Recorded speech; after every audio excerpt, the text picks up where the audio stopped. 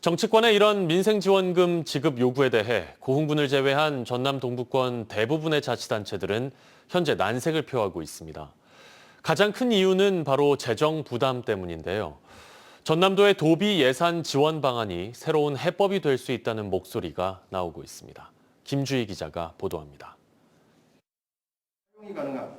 지난 2020년부터 22년까지 코로나 팬데믹 3년 기간 동안 광양시는 모두 4차례에 걸쳐 민생회복지원금을 모든 시민들에게 지원했습니다. 지원금에 투입된 시 예산만도 1,700억여 원에 이르렀습니다. 도내 자치단체 가운데 최고 수준이었습니다. 최근 일부 지역민들은 얼어붙은 지역 경제와 소비 심리의 회복을 위해 민생지원금의 지급을 희망하고 있습니다. 하지만 광양시는 사실상 난색을 표명하고 있습니다. 지역의 주력 산업인 철강 경기 침체와 연동돼 2024년 세입 감소 규모만도 900억여 원에 이르고 있다는 겁니다. 올해 계획된 사업의 정상 추진을 위한 필수 예산조차도 삭감시켜야 했다며 어려움을 토로하고 있습니다.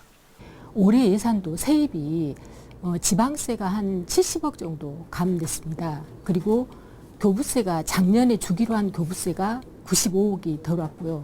전체적으로 이제 저희가 전년에 비해서 예산은 증가했지만 실제로 그 예산의 그 사업을 부서에서 요구한 사업을 지금 다 못 해줬거든요.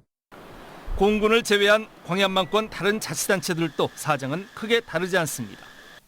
국내 석유화학 산업의 유례없는 불황으로 세입이 반토막이 난 여수시는 물론 순천시도 민생회복지원금 지급에 대해 현실적 어려움을 토로하고 있습니다.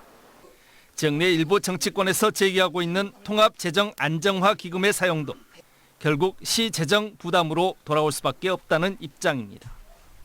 그러면서도 도의회 차원에서 대안으로 제시한 도비 예산 지원이 현실화할 수만 있다면 민생회복지원금 지급을 추진해볼 여지가 충분하다며 가능성을 열어두기도 했습니다.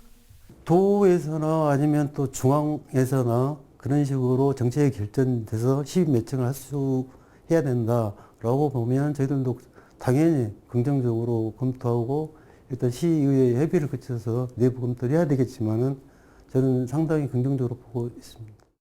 광양만권 자치단체들은 현재 지역화폐 할인율을 15%로 높이는 등 민생회복지원금을 대신할 방안들을 추진하고 있습니다. 그럼에도 불구하고 경제적 승수 효과를 높일 수 있는 가장 직접적인 방안이 민생회복지원금이라는 여론에 여전히 고민이 깊을 수밖에 없어 보입니다. MBC 뉴스 김주희입니다.